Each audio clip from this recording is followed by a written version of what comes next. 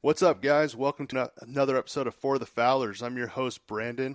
Hope everyone's having a wonderful off season so far. Here we are, middle of March, and I'll tell you what, it's an absolutely beautiful day out here in Northern California. I was just outside, and 75 degrees. I mean, it doesn't get much better than that. So I really hope everyone's, having a good off season so far.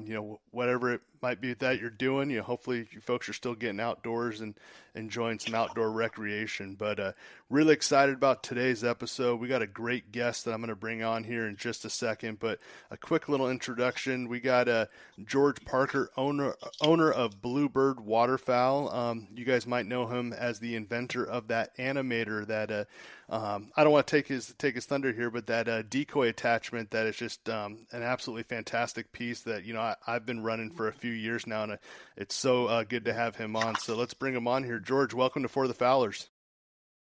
Hey, Brandon, thanks for having me on, man. I appreciate it, man. Thank you for the time, and sorry about those hiccups. We were having a little technical difficulty on my end, but I appreciate your flexibility and everything. But it's good to chat with you. Oh, yeah, always happy to talk. Yeah. So, well, I know I've heard you on a few other podcasts, and obviously I met you a few years ago. We actually just reconnected at the Sportsman's Expo at Cal Expo here in Sacramento back in January. But I was telling you there that I met you, a few falls ago, actually. It was called the Northern California Sportsman Show out here in Roseville, and that was my first time learning about Bluebird and the Animator. And I'll tell you what, I think, I don't want to give it away too early, but that Animator did its job. I heard that thing just, pitter-pattering in that tank that you had, and it pulled me right in. So I'm excited to chat about that. But before we jump into that, why don't we get to know you a little bit? Why don't you tell the listeners, where you're from and a little bit about yourself? Yeah, I mean, I'm experiencing the same nice weather up here in Northern California. I'm from Santa Rosa here. I lived in Vacaville for a long time when I was growing up, and then ended up moving down to San Diego for 9 years of my life. And that was a big part of, building who I was as a young man, and moved back up here in 2016 and been here ever since. Started duck hunting in 2009, so relatively new to the sport. I mean, I guess we're almost damn near 20 years, right? Yeah, flying by. Yeah. So been not been hunting my whole life, but been outdoors my whole life. I was a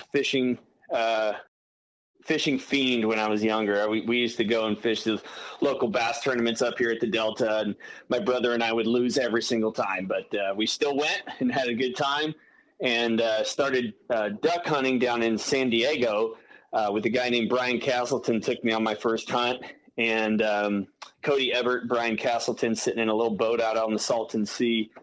And I remember collecting my very first duck ever. It was windy that day, and if anybody knows anything about the Salton Sea mud, there's, dogs die out there. It's really, really, really bad. There's sand pits and mud pits that don't have a bottom. So when I shot this duck, I ignorantly just said, it's my first duck, I'm going to go get it. And hopped out of the boat and spent about 45 minutes going about 25 yards to collect my spoonbill, and walk back to the boat another 45 minutes. And, still don't regret it. I'm super happy that I shot my first bird, and, the rest is history. So that's kind of my background. I drove fishing boats when I was down in San Diego, worked as a deckhand for 6 years, and then moved into getting my captain's license in 2013, arguably my proudest moment. As a man, was doing something I had always dreamed of doing, which was driving fishing boats, and getting my 100-ton captain's license was a really awesome thing. Super proud of it, and was able to drive fishing boats for a few years before I ended up back up here. So yeah, that's kind of the history of George. Yeah, that's awesome. When you were down there, so you're running fishing charters, or kind of off the coast there, or down in the bay, a little bit of both, or? Yeah, I started on smaller boats. I drove, a 32-foot catamaran yacht for a little while. That was the first boat I ever drove on. And Mainly out in the ocean, off the coast of San Diego, La Jolla, Coronado Islands, that kind of area. But down there, the tuna come in relatively close, so you can go 10 to 20 miles offshore and catch yellowfin tuna and Dorado and yellowtail and things on kelp. So yeah, we did some inshore fishing, but I moved from that boat. A good friend of mine, Chris Carpow, he walked down the dock one day and he goes, I'm having triplets. And I thought he was messing with me because our buddy, who said he was never going to have kids, came down the dock not that much sooner and said he was having twins, and nobody believed him, and it was true.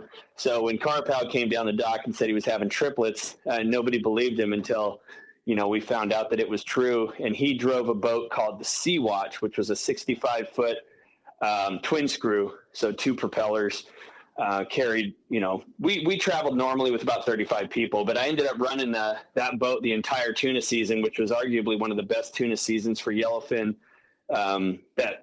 that area has seen in the last 20 years. And we just absolutely smashed yellowfin tuna for my longest stretch was 69 days in a row. Wow. On 18-hour trips. So wow. It was a lot. It was a lot of work. I slept for about 4 hours a night, but yeah, it was a really, really interesting time in my life. And I learned a lot about wildlife doing that. Yeah, that's awesome. I am kind of curious, kind of bringing it back into waterfowl. The guys that took you out to the Salton Sea, those guys, they were running boats with you. Is that how you got to know those guys? Yeah. Brian Castleton was the captain of a half-day boat. Cody Everett at the time was working deck. He currently has his 500-ton license, and he's doing big things. Brian Castleton's still working on the half-day boat as far as I've heard. But yeah, most of the people that are involved in these stories have something to do with fishing. Yeah, for sure. Well, I think, it's similar to my background there. Is like I grew up fishing, whether it was lake, bank, boat fishing, bass fishing, trout fishing, all that stuff. But I got into waterfowl hunting into my 20s. But for Brian and Cody, did they grow up waterfowl hunting and just kind of brought you along, or how'd that all work out? Yeah, exactly. Yeah, they had been hunting for a long time prior and had invited me out on a trip. So that's awesome. That's awesome. So, and when you moved back north, obviously that bug stuck with you, right? So, I'm sure, like in your line of work, obviously with Bluebird and whatnot, it probably is a little tough to get out during season because I imagine that's your busiest time. But when you do get an opportunity to get out and hunt, specifically here in Northern California, what sort of hunting do you mostly do? Do you do mostly public land? Do you have any sort of leases? Like, what do you prefer to do? Well, I don't have any leases. I don't have Northern California lease money, that's for sure. If anybody doesn't know about Northern California leases, they're Pepsi Farm expensive. And I mainly hunt public out here, near Vallejo, the 37 area. Yeah. I think it's the San Pablo Refuge area is what it's called. And then I specifically hunt right near Cullinan Ranch. So it's like there's a little kayak launch right there, and I have a little 12-foot aluminum that I can just put in the back of my truck and bring it down there. And the great thing is that the areas that I can access in my little boat are areas where you'd have to drive 5 to 10 miles from a public launch ramp. So I'm able to get out much later in the morning. I can set up much earlier before other guys. And, it's mainly divers out there, a lot of canvasback, scaup, teal. We don't get many mallards, but, it's hunting and I love it. It's an absolute blast. Yeah, you mentioned that Highway 37, and I was telling you a little bit before we started recording that I'm in the alcohol beverage industry, and for years I worked specifically on the wine side, and spending so much time driving up into your neck of the woods out in Sonoma County there and visiting a couple of our properties where we have some wineries and whatnot. Like I used to dread driving the 37, right? Because it's just the traffic is horrible, right? But one lane each way. Exactly. And ever since I got into waterfowl hunting, that's one of my favorite drives in California. I'm like head on a swivel, scanning side to side, just seeing all the spoonies, the cans, all the different birds that are out there. I just love it. And then obviously, during hunting season, you see some guys with their rigs pulled over and they're either walking out or walking in. It's just cool to see. So, it's a great checking point too. You can watch You can watch both sides, kind of the bay side, but also kind of like the tributary side on the other way, which is ironic because that was probably the most difficult thing for me utilizing the product that I had invented, because it doesn't work great in tidal water. So I was like, well, I got to find a way to hunt this thing. And, found some creative ways, but yeah, I ended up spending a lot of time at local lakes. So most of the videos and things that you see with waterfowl are in my local lakes around here, which are not huntable in Northern California. But that was an ironic part about it. Was my favorite place to hunt was one of the only areas I couldn't use my product. Yeah, well, that's a great segue, and let's jump into that product that you invented. And one of the things that I always say is, like, us as waterfowl hunters, we can never have enough gear. We seem to never be done, setting up our loadout or whatnot. And there's a lot of things out there that we get, and some things work, some don't. But I'll tell you what, like I said, I've been using the Animator for, I just wrapped up my third, maybe fourth season on it. Don't quote me on the exact timing.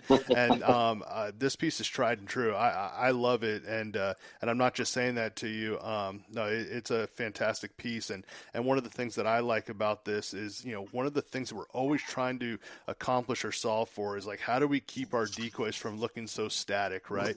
Whether it's like that motion on the water, or in this case, adding a little bit of sound, the movement and realism, different things like that. So, I'd love to talk a little bit about, obviously the Animator and kind of how that got started. So, if you don't mind, I'll kind of leave it to you how you want to chat about it, but if you want to kind of share what your invention was and how it came to be.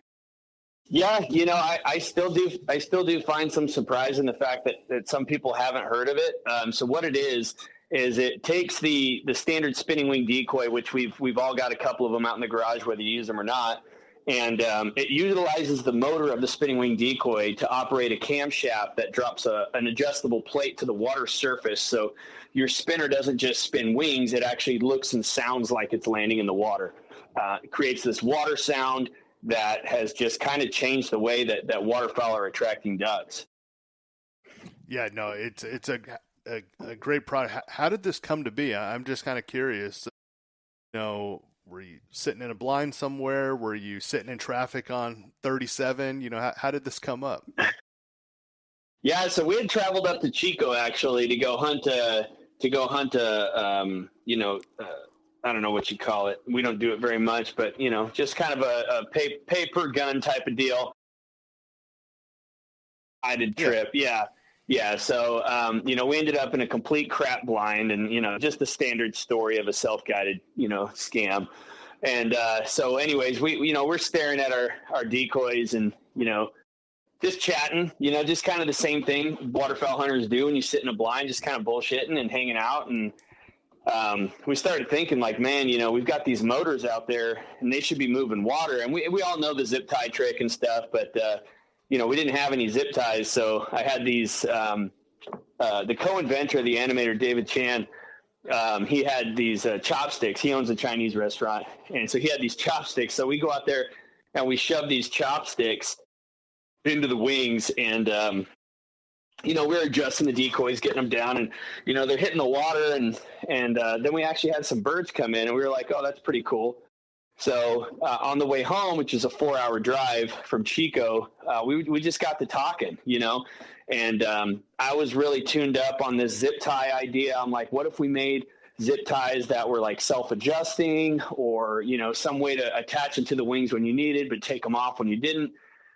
Something more usable, for user-friendly for zip tie guys. And David Chan, actually, he goes, man, what about like a camshaft that goes on to like the motor? And I'm like, dude, that just sounds like so much work, and the wing's gonna wobble, and like this thing's gonna be complete crap. And he's like, I don't know, I think it might work. And he's a goofy guy. If you ever have an opportunity to talk to David Chan, he's just a very kind, friendly person. And so his idea kind of came and went, and I was kind of stuck on what I wanted to do. So I got home, and I'm messing around with these zip ties and different things like that. I figured, before I do anything, I need to look and see if this has ever been done before. And sure enough, there's something called like the whip splash or something. And it's this adjustable, removable zip tie thing for a spinner. I'm like, all right, well, that idea's gone. So I was like, you know what? I'm going to try this camshaft thing that my buddy was talking about. And I had a Lucky Duck field flasher, which, if you know anything about Lucky Ducks, they have that kind of black cone thimble-looking connector on the wing, which allowed me to attach a paper clip to one side of it, and then it would rotate on the outside, almost like a cam would. And then I took a chopstick and another paper clip and I attached them to it, and I turned it on, and this paper clip this chopstick just starts flying up and down. And I'm like, okay, well that might actually have something to it. So I went in my closet, and I went in my kid's closet, and I found a little plunger on the end of one of those sticky darts. And I took the plunger off and I stuck it on the end of the chopstick, and I set up a plate of water on the kitchen table. And I turned the thing on, and it's and I set it down into the water, and it just threw water everywhere. And I'm like, oh, damn, we need to try this a little bit cleaner. So I found like a Kool-Aid pitcher in one of our cabinets and filled it up with like 2 inches of water and turned the thing on and set it down. And it's just throwing water everywhere inside this pitcher. And I was like, you know what? This actually might work.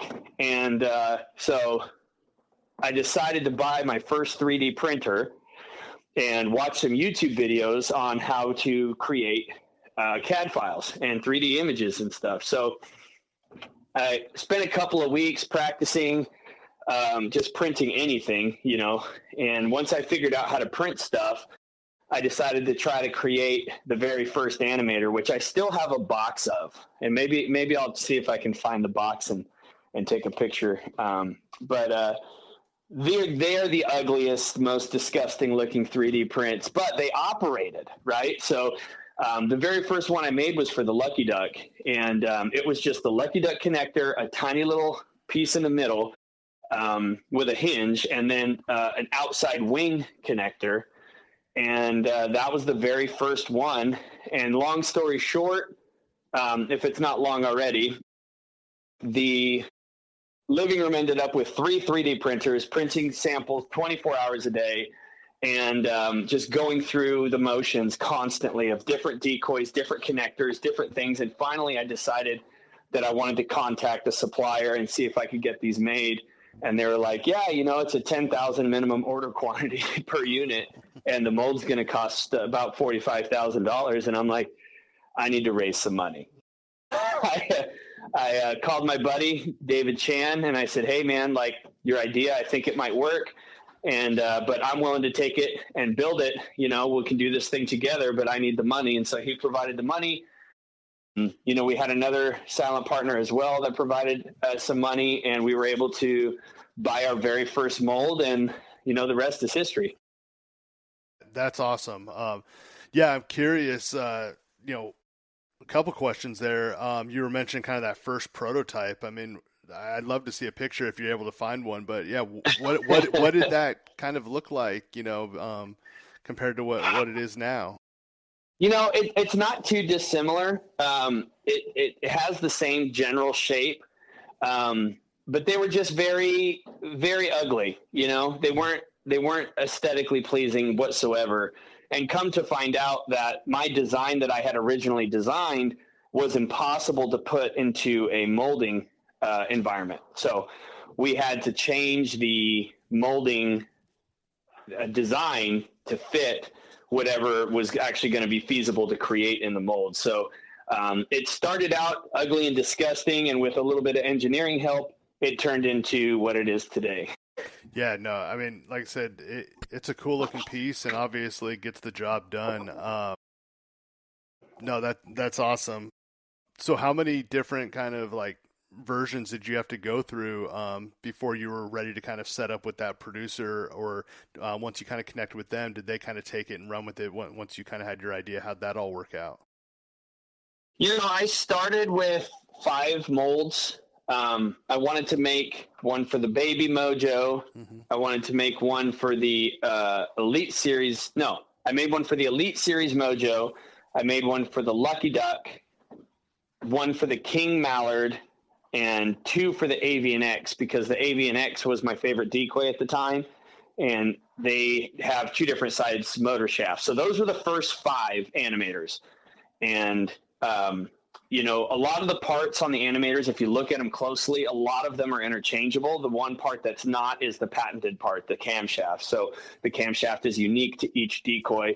We ended up selling, I think, 1,000 units our first year, and blew me away. I'm just like, holy smokes, this is super cool. I went to a trade show in Las Vegas and set up a booth, and wanted my booth to be beautiful. I had been to trade shows before, so I picked up a bunch of really cool signage and a table and tablecloths, and I sat down, and the very first day, I think I sold 20 units or something, so I made like $1,200.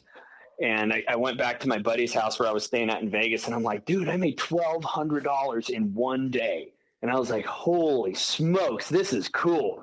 So it was a 10-day show. We sold a bunch there, ended up going through the rest of the waterfowl season, sold out, and moving into the next year, that's when we knew we needed more models, because a lot of people were asking for the Baby Mojo, for instance, was a popular one. The Mojo Teal, which we didn't have an animator for. The Super Lucky Duck, Decoy Dancer from P&W actually reached out. They wanted to make one. So we ended up with 10 models total. And, you know, moving into year 2, that's a whole nother story.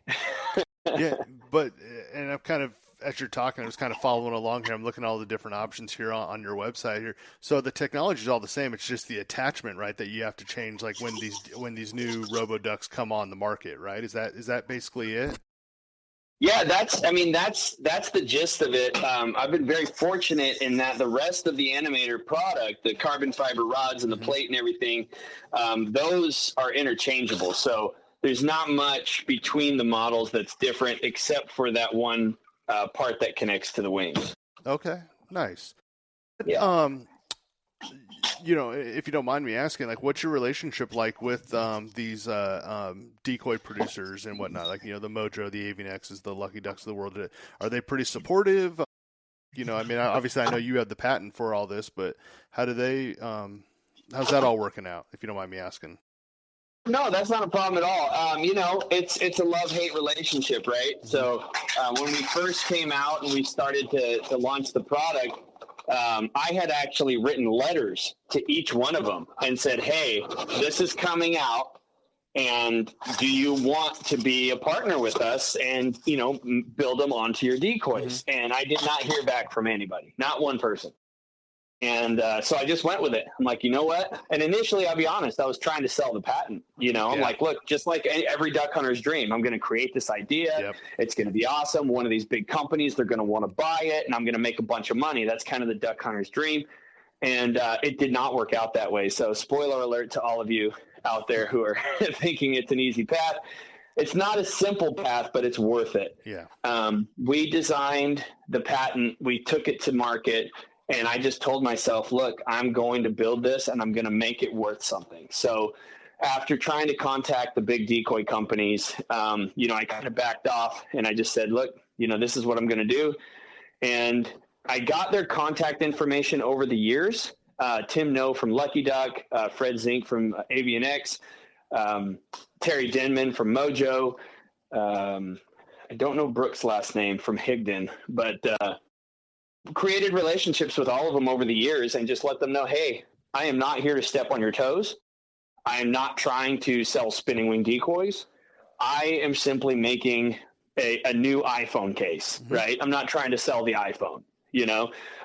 This product that I've made is actually going to help you sell more spinners, because the idea in the marketplace at the time was that everybody was moving away from spinning wing decoys because they're flaring ducks and moving into full body motion. And we got to see that from all the copycats of different butt spitters and all these different decoys that are coming out, battleship type decoys that move full body decoys. I argued to these companies, allow me the space to grow this brand and watch your spinner sales. Look at them from last year and look at them this year and next year and see what's happening. Because if your spinner sales have a tick up, an uptick, I'm going to be the reason for that, because these work, they're killing ducks with them. and people are buying spinners just to use the Animator. So that was the relationship I had with them, and it's definitely come to fruition. There's been some talks with some different decoy companies about utilizing the Animator in their business, and I'm hoping that things continue to move forward. And I'm not sure where I take the Animator. I own Bluebird Waterfowl, which we make some other products as well. So if a company wants to take the Animator and take it global, I mean, talk about a duck hunter's dream, to see an invention that you thought of sitting in a blind with a bunch of goobers go and be put on shelves in New Zealand and Australia and the UK and South America and all over the US. Like, what an incredible accomplishment. I mean, it's humbling to think that that's even an opportunity. So if that does come about and the Animator product moves on to one of these big companies, I can promise you this, I'm going to go with it, and I'm going to make sure that it's continued to be built well as it moves into those environments. And Bluebird Waterfowl is still going to survive as well. So the big waterfowl companies overall have been supportive, and they're allowing us to continue selling some of our other stuff too. But the water sound technique is really what has caught the attention of the big companies. So utilizing the sound of water to attract and kill waterfowl has been a life-changing moment for me. Yeah. I wanted to ask you, and just kind of going back to the beginning here, is, you're talking a little bit about your background, growing up in Northern California, moving down to San Diego, you were a fishing captain, all these different things. Were you, I don't know, as a kid, teenager, were you always kind of tinkering around with things? Like, where'd you get kind of the inspiration to be the entrepreneur or the inventor, like that type of stuff, that kind of creativity? Because not all of us have that. So I'm just kind of curious on that. I've always been a little entrepreneur. I've always been a wild card. My brother spent almost his entire speech at my wedding talking about all the different things that I've done in my life, because it's just been so completely random. I love bouncing around. I love making money. Who doesn't? Mm-hmm. It allows me freedom to do the things that I love. Yep. So if I can make money quickly and take more time off, that's really what I focused my life and energy on. And so when I was young, I was mowing lawns, I was washing cars, and then I was able to buy things my friends couldn't. And I was always tinkering with things. I actually had these things called Tinker Toys, and they were back in the time of Lincoln Logs and stuff like that. So I would build and do all kinds of stuff. I built a mouse trap out of the Tinker Toys, which I know you're not supposed to do. It had like pins on it and shit, But I've always been a tinkerer, and I've always been a free spirit. And moving into the Animator, previous 10 years before that, I've had other invention ideas. I thought of a cooler that could hold live bait, and doubled as a fishing rod holder because I did a lot of bank fishing for sturgeon and stuff when I was young. I still have some other things I don't want to talk about right here, because I might still be coming out with them with Bluebird, but some duck hunting ideas that I never brought to market. But now that we have the time and money to do so, you might see some cool little George ideas from the last 10 years start popping out for ducks. But, this one was different. This one, I was at a time in my life during the pandemic where I needed a positive source of energy output. I needed a place to put my mind that was, just separate from everything that the world was going through at the time. So, this product, I thought of it in December of 2020, and January of 2021 is really when I started working on it. So dead nuts pandemic. And it just gave me the freedom and time to really push forward, and gave me that mental outlet. And, I'm also a man of faith. I believe in God, and I believe God is a huge part of our lives. And to each his own. I'm not here to preach to anybody, but I feel that God knew my heart at that time, that I needed that outlet, because what ended up happening to me with the Animator is it was life-changing. It was a product that was supposed to make ripples with a mojo, and instead it created this sound of water that guys were actually finishing birds in pea soup fog and foggy conditions, and able to finish ducks without vocal calls. And nobody saw that coming. I didn't see that coming. We've got it patented like a lead blanket right now, but that completely new way to attract and finish ducks utilizing the sound of water. I mean, it was just, I always say it happened to me. Yeah. It's not, it was a byproduct that ended up being the sole purpose of what makes the Animator so special. Yeah, no, that's awesome. No, and it's great to kind of hear the background there and what inspired you to get this going. Because I think a lot of things came out of like that kind of COVID era when people were kind of sitting around or looking for that outlet. I know this is fantastic. That kind of fast forward, 6 years, like 5.5, I think, if you said, good for you. That's another great segue, because I do want to talk a little bit. You were talking about like the sound that came from it. Can you talk a little bit about like the features of the Animator? Because one of the things that I wanted to ask about was, did it start with motion and then the sound came? Because I know one of the things that I got from you was like I got like that silent plate too to use in addition to like the standard sound plate. Can you talk a little bit about kind of those two options and how those are used out in the field?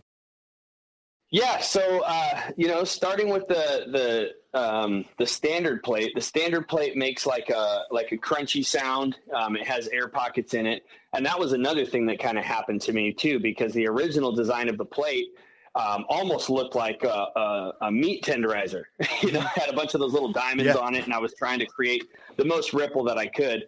But when I took my designs over to the molding factory, they said, hey, again, it's not possible to mold this way. We have to put these ridges in. It's going to have cavities. It can't be this thick here. It has to be thin there.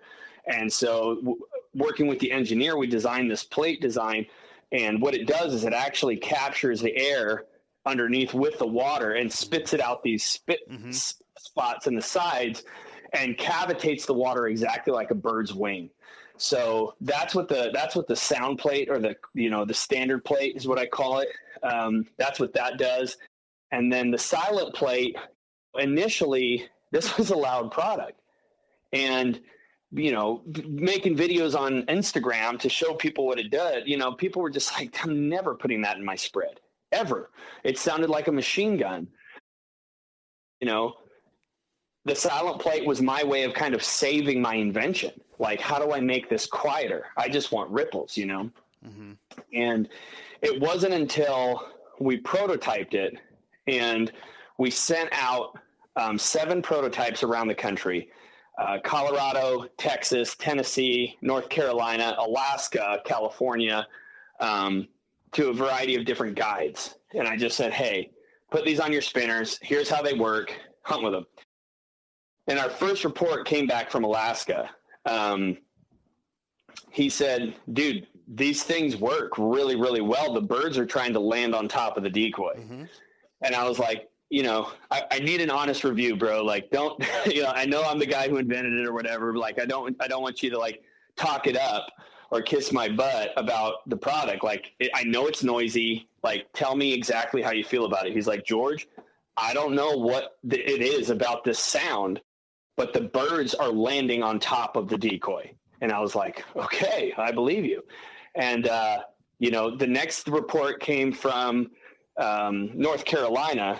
Red Rising TV was out there, and they actually made a video on it because what they saw was an entire group, I think they said like 7 to 12 wood ducks, swam upstream to look at the Animator, and they were filming, so they didn't want to shoot. They said, let's just see what they do. And these wood ducks encircled the Animator and kind of like looking at it sideways with their heads tilted like a puppy dog waiting for a treat. Like, they couldn't figure out what it was. And again, it had to be sound related, but we didn't really make that confirmation. I didn't connect the sound with those 2 reports. I was just like, okay, well, the birds like the ripples. The confirmation came from Colorado when a duck guide out there named Lake and Corley called me, and he said, George, these things work. We got a 3-man limit in like 30 minutes. And I was like, oh, dude, that's rad. I really appreciate the update. And he's like, no, I'm not done. He said it was pea soup fog. You could barely see your hand in front of your face. And these birds were just flying and landing right on top of the Animator. And that's when we knew if they can't see the decoy, they're hearing it. And whatever sound it's making is actually attracting ducks. But it's not an electronic call. It's just splashing water. So it doesn't fall into any category of electronic calling. We've talked to DFW and DNR agents all across the country, and it's splashing water. It's not making any sound. So completely legal. And the sound at that point, once we found out that it was legal and it was powerful, we started talking about it. We started telling people, this product is guaranteed to help you finish more ducks or you get your money back. And that statement right there built Bluebird Waterfowl, because these people who thought that sound was going to scare off ducks, I told them, I said, look, take it, hunt with it for an entire season, 2 seasons, 3 seasons, hunt with it, because I want you to hunt an entire season with it. And if you still don't like it, call me and I'll give you your money back. And out of 23,000 units so far that we've sold, we've only ever had 40 returns. It just works. And so the silent plate, now we've got this silent plate. But what do we do with the silent plate now that we know that this is a sound device? Now that we know that this thing's making a sound that's actually finishing waterfowl.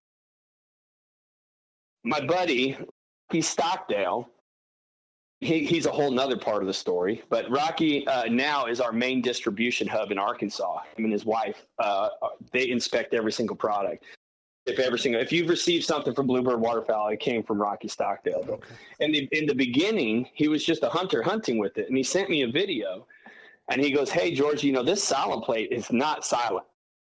And I'm like, well, no, it should be completely silent. He goes, no, we killed ducks over it, but I'm just telling you, I'll send you a video. This thing's not silent. And what he had done is he unintentionally put it upside down. And the slightly concave portion of the silent plate upside down sounded almost exactly like a teal or a wood duck, like a small duck. Instead of that big, heavy crunch from the standard plate, now we have this accessory plate that sounds like a wood duck or a teal. And when you mix them up between 2 or 3 decoys with different plates on different decoys, you get this pitter-patter sound that just sounds like a flock of different species of ducks. So the silent plate eventually found its way back into the Bluebird lineup as a major accessory for guys who are hunting with the Animator.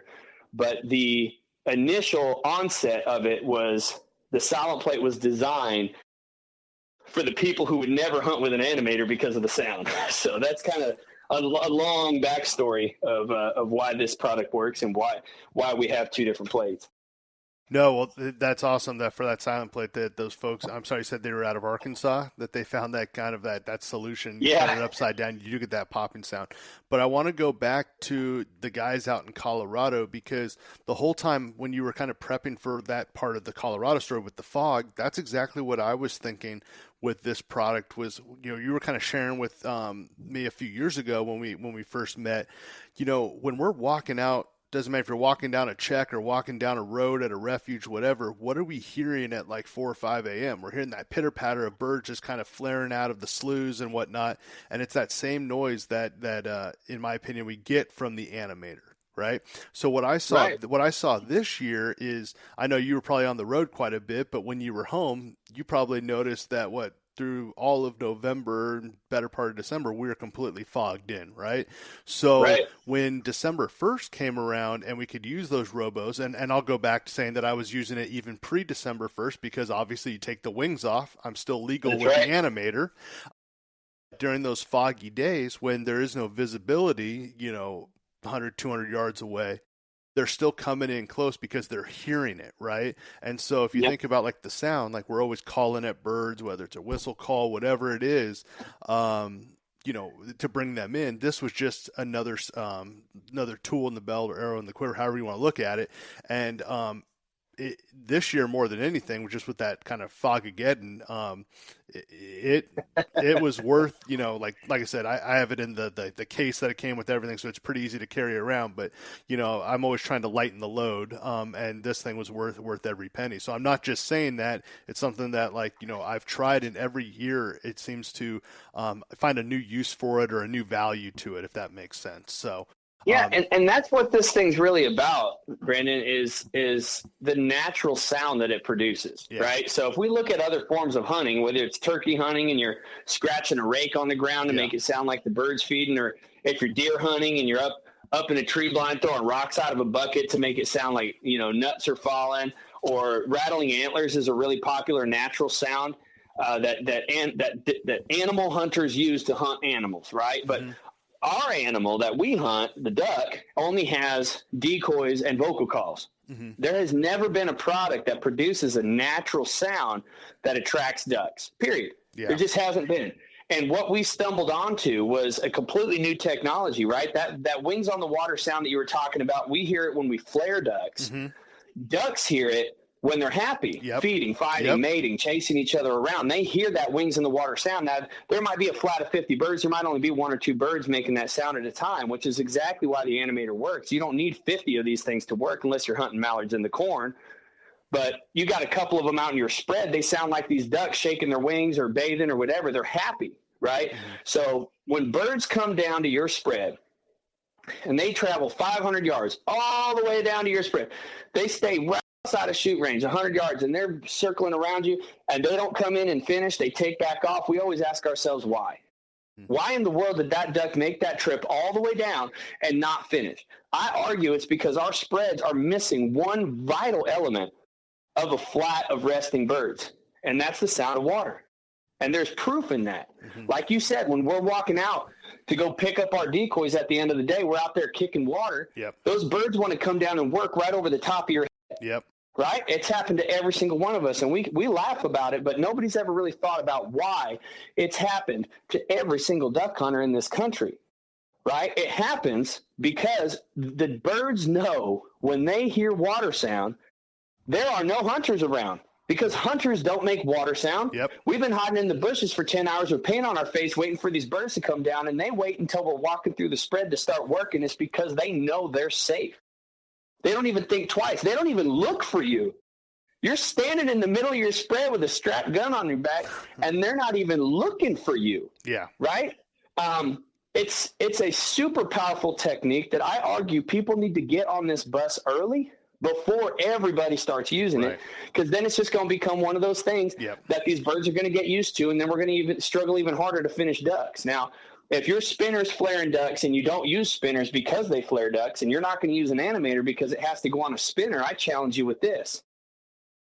Why do we buy all these other motion-type decoys that are motors, battery-operated motors that move water or they swim around or they do all this other stuff, but we have a motor that's shaped like a duck sitting in our garage? Whether or not you use the wings, you can use this motor to move water.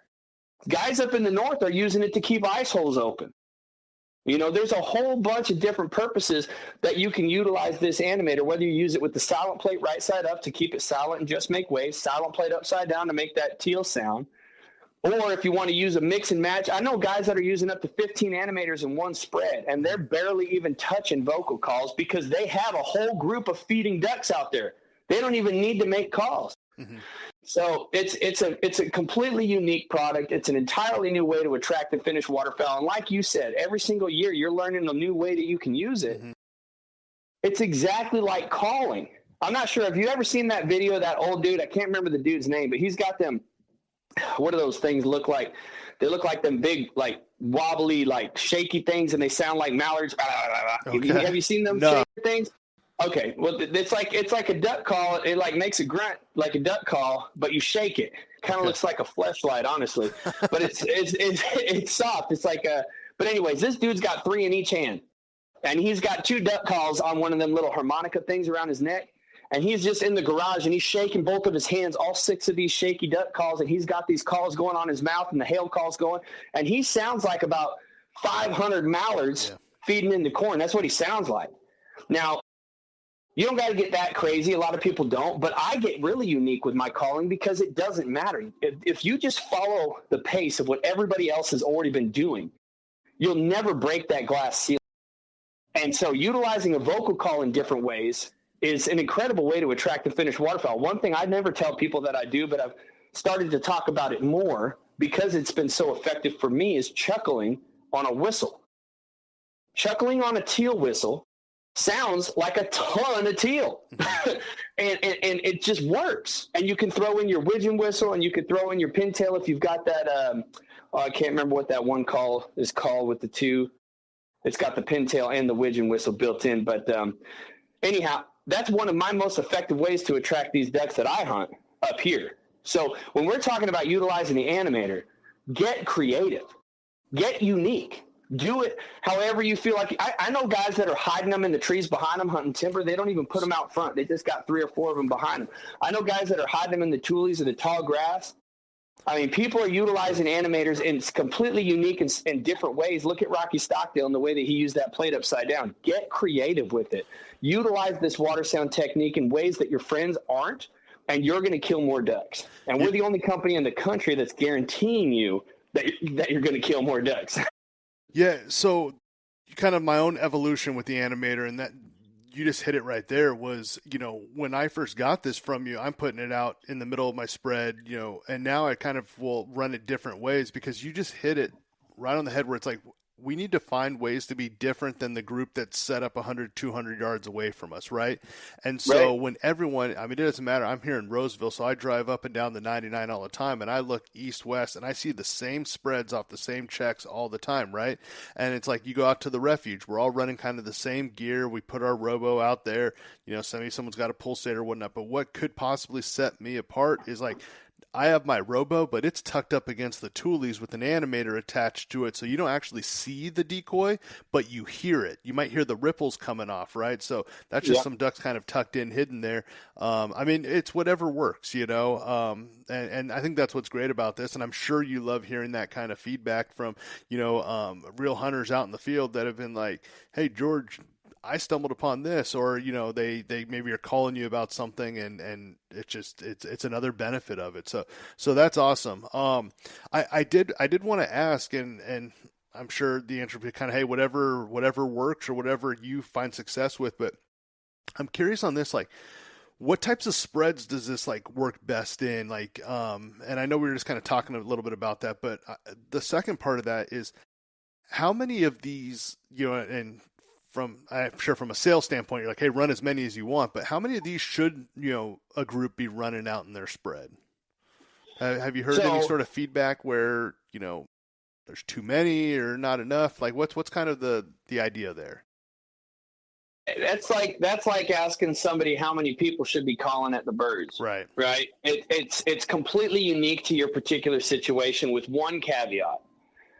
Regardless of my sales or whatever, I didn't start. I've always told, my very first podcast I did with Billy Campbell, I told him, I'll tell you the same thing. I've never been in this for the money. Mm-hmm. That's why I have lifetime guarantees on everything. I don't personally mind if you buy 1 or 15, but I will tell you, 2 is the bare minimum. Okay.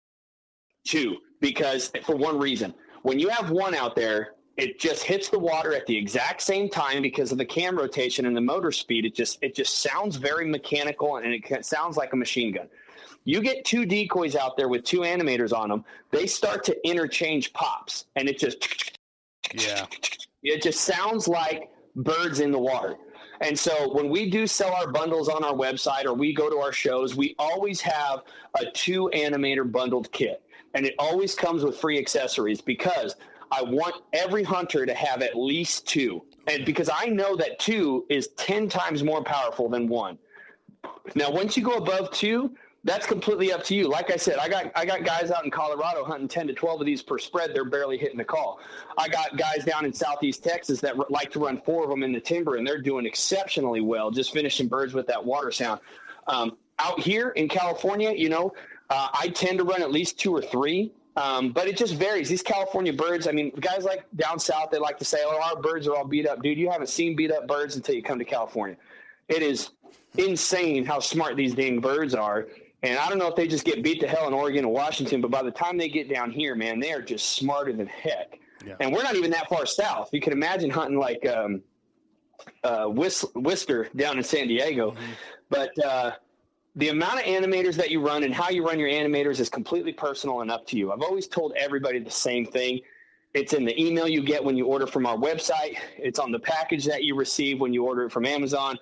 Practice with it before you hunt with it. Mm-hmm. You would not take a call out to the blind if you've never blown it before. right? And I'm not talking about a mallard call. Anybody can take a mallard call and figure it out in about 10 seconds on how much back pressure, airflow, or whatever they need to be doing to hit that mallard call. That's different. What I'm talking about is the first time you've ever hit a mallard call. The first time you've ever hit it, your buddy told you straight up, you're not calling today. Yeah. Right? It takes time to learn a new technique, and water sound technique is no different. We've got the off season right here. We've got a huge sale going on the website. We always do in the summertime because it's off season, but a great time to check them out, get some, and practice with them for a month. Take them out. I always tell guys, if you're in the middle of the season and you need to practice with them, it takes about 30 minutes to learn how to use it properly. But if you want to get weird with your technique, figure out what you want best, take some time. Go out there and charge up your batteries, take your dog out, throw the dummy around, practice with the animators, get used to them, because when that opening day comes around, the last thing you want to do is setting up that animator for the first time. You don't want to be taking it out of the package in the blind. You will absolutely be calling me to return it if you do that, because it's a pain in the butt to set up if you're not used to it, and doing it in the dark makes it even tougher. So. Yeah, I 100% concur with you on that one. Fortunately, I tinkered around with it in the backyard and was kind of messing with it because I wanted to learn. Because the first time I went out to the field with it, I had my jet sled right there. I'm working off that, and I'm in 3-4 feet of water and just putting all like the poles together, all the different things with the head. Yes, I agree with you. But once you get it going, and it's good to learn like just the attachments, where to put those sound plates and how high to run them off the water, all those different things. So, yeah, no, that's awesome. Well, I know we're getting up on time here, but I know we've spent a lot of time talking about the Animator. I wanted to give you an opportunity to kind of chat a little bit about some of the other things that are available at Bluebird. I know you guys now do the wings as well. Yeah. Yep. The wings are going to change everything for duck hunters. I can promise you that. Yeah. How's that been going so far? And how long have you been doing that? Well, we just launched them at the beginning of last season, and we almost immediately sold out within like 30 days. We had to put in another order for them. This product is new. It had some quirks. If you're listening to this podcast and you had any issues with them, first off, I'm a phone call away, fully warranted, get you a new product out without question. And if you end up trying our wings out this next season and you have issues with them, it's the same thing. Just give me a call and let me know. But I'm not an engineer by trade, and I'm trying to put out things that are breaking the glass ceiling. So here's the concept behind the wings. If you want them for just replacement wings, sure, that's fine. Just buy yourself one set of replacement wings. They float, which is great, and they're different colored patterns, which is awesome. But the concept behind Bluebird Waterfowl wings is the concept behind bass fishing. We don't go bass fishing with one lure, and if they don't bite it, we go home. But that's what we do with our spinners. We go hunting. If they flare, we either take the wings off using the Animator or just pull the whole spinner. Mm-hmm. Why don't we change the lure, right?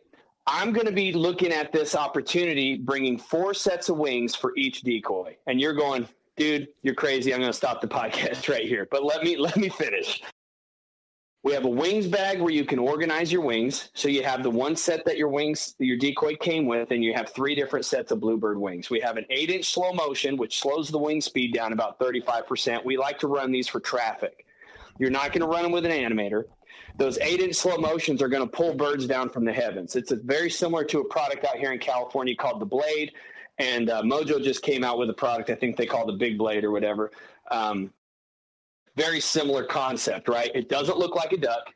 It's an oversized 2.5-foot single spinning blade, and it crushes ducks. Brandon, you live in California. We've been hunting these things out here for 25 years. So the concept is, instead of buying a $500 blade from Matt or buying a $250 blade from Mojo, you take these $40 8-inch wings and put them onto a decoy you already own and get the exact same steady flash, the exact same speed, and the exact same results. So those are the 8-inch. We got our 6-inch high vis because when spinners are working, we want as much flash as possible. Terry Denman used to talk about an ocular reaction. That's the reason these wings worked in the beginning 25 years ago.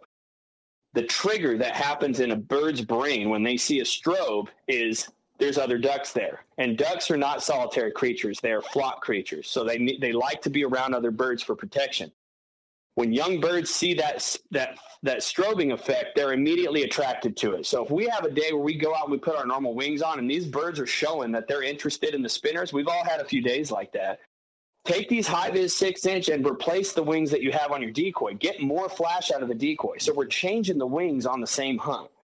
Now, we've all had days where that strobing effect has the exact same or the exact opposite effect on these birds where they're flaring ducks. And I argue it's because that ocular trigger that Terry was talking about that can attract birds when they're young, over years of being alive, flare veteran birds. That same ocular trigger triggers them to understand there's about to be gunshots and they dip, right?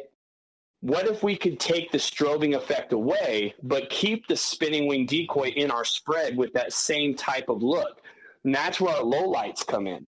So far we've talked about the 8-inch slow motions, the 6-inch high vis, and we've got our 9-inch low lights. The low lights are colored on both sides. So you put those wings on, they'll start spinning, and they're a beautiful brown color on both sides, and it keeps that same duck profile in your spread with the motion without the strobing effect. Guys have been crushing birds on the low lights and the high vis all season. Now, we did have a 9-inch or an 11.5-inch low light version that I think we're discontinuing this year because the 9 inches were just much more effective for our hunters. So we're going to have those 3 different types of wings that you keep in the wings bag that we provide also. It's a rubberized mesh, 3mm plastic protected floating wings bag. So you can organize your wings because you don't want to be traveling with all these wings without organization. It's like going fishing without a tackle box, right? It's the exact same concept as fishing. When we go out and they're not biting the top water anymore because the sun came up, we switch over to that chatterbait. We're going subsurface, crankbaits, jerkbaits. When they stop biting the reaction because the sun comes up even higher, then we go down to the jigs and the drop shots, getting down near the bottom, right? So if we're out fishing and we change our lure during the day because the weather changes and the animal's behavior changes, we should be doing that exact same thing with waterfowl. As the weather changes and the time of day changes, change your wings. So, yeah, no, this is awesome. I'm literally following along with you on your website right now, and I'm just going to kind of put it out there for the listeners. If you're not, behind the wheel listening to this in the car and you have a chance to kind of pull up George's site here at bluebirdwaterfowl.com, while you're listening to this episode, I definitely recommend jumping on here and just kind of following along because, I'm so happy personally that I asked you about these wings because respectfully, I thought they were just replacement wings. I didn't know about all these different kind of issues that they would solve for. So like these floating slow motion ones and the low light, I mean, what an excellent concept because you hit it right there where it's like all of a sudden we think something's flaring. So what do? We hit the remote or we go pull it, right? So these are so many different options here. No, this is fantastic stuff. What a neat idea, and congratulations on this coming to be too. I really think this is going to break the glass ceiling again for duck hunters. They are a different material, right? So they're 100% buoyant. They will never sink on you. I've had customers call me at 3 this year and they go, hey, your wings sunk to the bottom. And I'm going, okay, it can't, but I'll go ahead and tell me your story. Yeah. I'm going to say, first off, I'm going to send you a new set. But I want to hear your story. Yeah. Well, it was windy and the wing blew off and I went to go get it and it was gone. And I'm like, okay, well, it's obvious it floated away. Yeah. I said, listen, man, take you still have one wing, right, sir? And they go, yeah. Take that wing and put it in your kitchen sink and try to get it to sink. Try to get it to stay to the bottom. It cannot. It physically can't because of the material that we use. So that new material, it has a caveat, right? It's a give and take. We're getting an entirely new way to attract ducks by being able to change our wings and have the opportunity for them to float, right? So that's the biggest thing. We're gaining floating, we're gaining different sizes, shapes, and colors, but we're giving up a little bit of durability. So these aren't your standard boring wings that you're getting with your decoy. I look at them like sunglasses.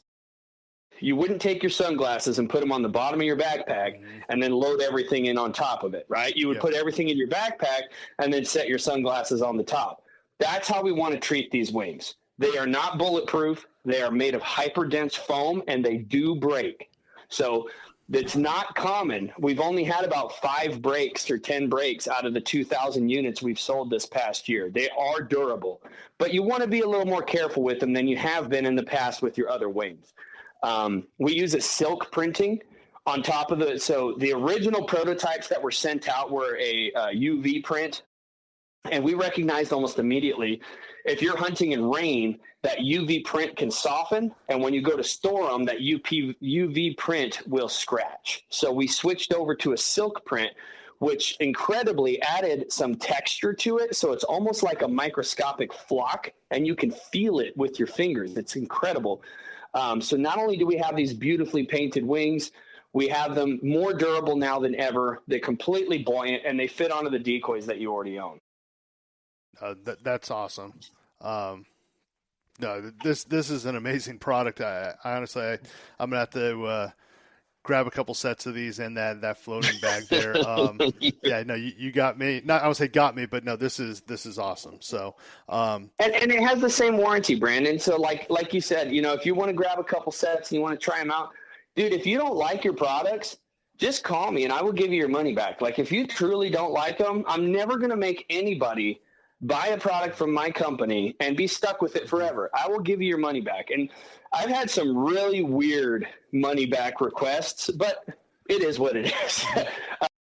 Some folks just want to get their money back. I had one guy, his wife bought it for him and he was like, I don't need this. And he wanted to get his money. So we count that as a refund.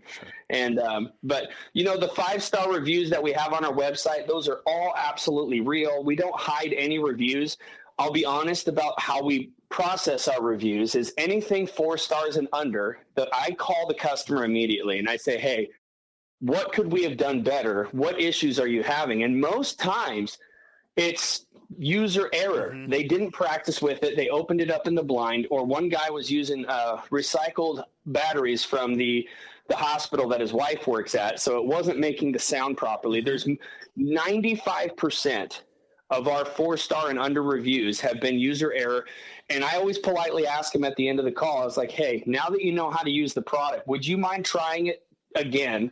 And I'll just hold this review until you call me back. Mm-hmm. And they're like, yeah, you know what? Don't post the review. I'm so happy. I've got it out in the yard right now. It's making the sound it's supposed to.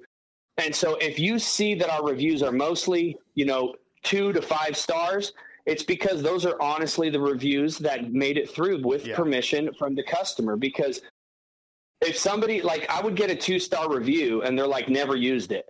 Mm-hmm. And I'm like, okay, bud, I'm not going to allow that review to go through because it's not an honest opinion of my product. So we never, ever sustain reviews. We have over 350 5-star reviews from actual customers, and the people who have had under 5-star reviews is generally user error and just needed some help. I'm always available. The phone numbers on the website come direct to my cell phone. And that goes for the wings too. If you're out there and you're hunting with them and you're like, dude, this thing snapped in half, absolutely, brand new product to you. I want to know why. I want to know how, so that way I can make it better in the future. But all my products are guaranteed, no matter what. Yeah, I'm glad that you mentioned that because I did, as we get ready to close here, I was going to mention that if you didn't, is like I know in listening to you on other podcasts and obviously just connecting with you in person a couple times that if there is anything wrong, it's so easy for us to run to the keyboard these days, right? But take the time, give George a call. He's going to be the one that answers. It's not going to be some automated thing, and you know what? He's going to walk you through it, and that's just, second to none when it comes to customer service. And you mentioned the warranty, all that different stuff. So, and that's just because you truly believe in the product, and like I said, for myself as a user, don't get me wrong, it took some getting used to at the beginning, the setup, all the different things, but that comes down to that practice. But once you do it, like I said, it works for me and my group for sure. So, yeah. And I do something I like to call Facebook hunting, where I just monitor all my Facebook comments, Instagram comments, and everything. And if anybody's ever just like tried these, didn't have a good experience, I'll find their name, look them up in my system, send them their money back immediately, and then I'll call them and I'll just start the conversation. Hey, I want to let you know I sent your money back. I'm sorry you were unhappy with the product, but can you tell me why? Yep. And they're like, oh, dude, you didn't have to send the money back. Honestly, it was just my buddy had a trouble, da-da-da-da-da. And like most people are super cool. Yep. So if you see someone out there in the metaverse that is having an issue with my product, let them know. Hey man, give them a call. Like Yeah. your money will come back, your product will get replaced. I've actually done both. I've replaced products after giving a refund for free, because I want people hunting with my products. I want people to enjoy hunting with my products. And I really want, if tomorrow's my last day on this earth, I want Bluebird Waterfowl to be remembered as the company who stood up for waterfowl hunters, who set the example of how waterfowl hunting companies should be treating their customers, and hopefully making a change in the waterfowl community moving forward. Absolutely. Well, George, man, I can't thank you enough for coming on For the Fowlers. Hopefully we can connect or have you on again maybe next season when, the next Bluebird product is out, or maybe you have something to share then. But before I let you jump off, I know I teased your website there, but what's kind of the best way for folks to find you? Is it Instagram? Is it on the website? How can folks get a hold of you or pick up any of your products? Yeah, I mean, bluebirdwaterfowl.com is a great place to get the products. We also have our products in a variety of retail locations around the country. The full list is listed on our website. The phone numbers on the website come directly to my cell phone. So if you ever have interest in talking to me, whether you have a new idea and you want to start a company, you want some help around with that, or if you're having some questions about the Animator, you've been watching it for a while, maybe not sure if it's going to be good for you, if you're buying your first spinning wing decoy and you're not sure which one's going to work best with your Animator, I'm always there for you. Questions about the wings, or if you just want to talk duck hunting. I have a couple people who just call me occasionally just to talk duck hunting. So the bottom line is bluebirdwaterfowl.com is a great way to find ways to get a hold of me. The email, phone numbers, all that come directly to me. Instagram, if you could give us a follow, Bluebird Waterfowl, or Facebook. I think we have a TikTok, BBW Animator, but I'm not really on there that much. But I'm always available. I'm easy to find, and don't be shy if you need to talk to me. Real quick, any other shows coming up? I know you do a lot of that. Anything coming up, or are you in a little bit of a break? Can folks come out and see you in person, or? Yeah, no, we're doing our trade show tour again this year. We Okay. have cut back a little bit. I'd be lying if I said 2025 was great for us.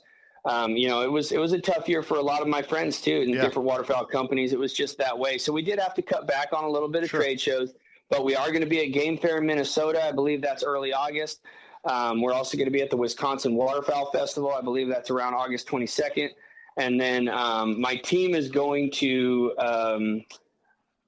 Dive Bomb Fest. Yeah. So they're going to be down there in Missouri. I believe that one's in mid-July, and then they'll be traveling over to Ducks. I believe that's in Memphis. So at the DUX Expo over there. So we've got 4 trade shows planned for this summer. We really don't do much in the fall. That's our busy season. We try not to leave the business alone too much. But yeah, no, we're going to be around for sure. Awesome, man. Well, like I said, I can't thank you enough, man. It was great chatting with you. For the listeners, don't forget to rate and review and follow us on Instagram @ForTheFowlers, and we will see you next time. You guys have a good one.